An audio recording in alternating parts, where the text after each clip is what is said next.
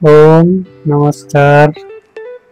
बिहान सकेसम्म चाँडै उठ्ने, 4 बजेदेखि 5 बजेको बिचमा उठिहाल्ने। उठिसकेपछि प्रार्थना गर्ने एकछिनको लागि, अनि प्रार्थना गरेर आफ्नो दैनिक नित्यकर्म टोयलेट बाथरुम गर्ने, अनि त्यसपछि नियमित 1 देखि 2 गिलास पानी पिउने। त्यसपछि त्यहाँबाट आइसकेपछि नियमित रूपमा शरीरको लागि गरिने योगाभ्यासहरू गर्ने।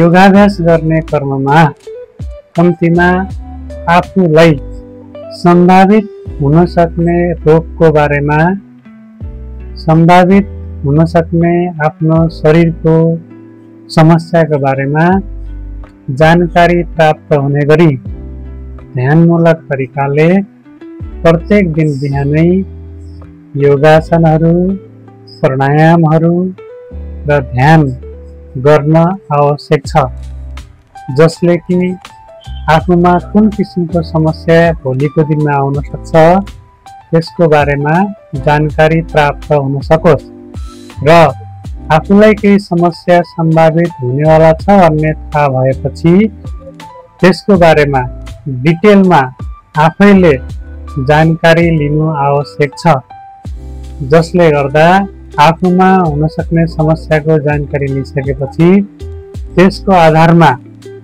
कुन प्राणायामलाई कति गर्ने, कुन आसनलाई कति गर्ने, कुन व्यायामलाई कति गर्ने भन्ने कुरा खास गरी थाहा हुन्छ र त्यसपछि हामीले आफ्नो समस्याको समाधानका लागि, आफूसँग भएको रोगको जडीबुटीको लागि त्यो अनुसारको नियमित योगाभ्यासहरू, ध्यानहरू, प्राणायामहरू प्रत्येक दिन गर्न जरुरी छ।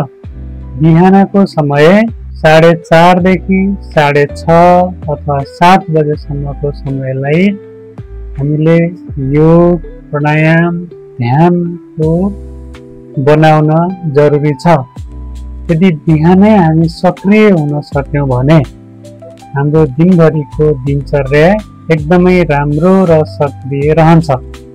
त्यसैले प्रत्येक जति पनि हामी छौँ, प्रत्येकले आफ्नो स्तरबाट आफूसँगको समस्यालाई समाधान गर्नको लागि, शारीरिक रोगबाट मुक्त हुनको लागि, मानसिक रोगबाट मुक्त हुनको लागि बिहानै उठेर प्रत्येक दिन कोसिस गर्न जरुरी छ। यदि गम्भीर समस्या भइहालेको खण्डमा योगाभ्यासहरू, प्राणायामहरू बिहान अनि साँझ दुवै पटक गर्न जरुरी देखिन्छ।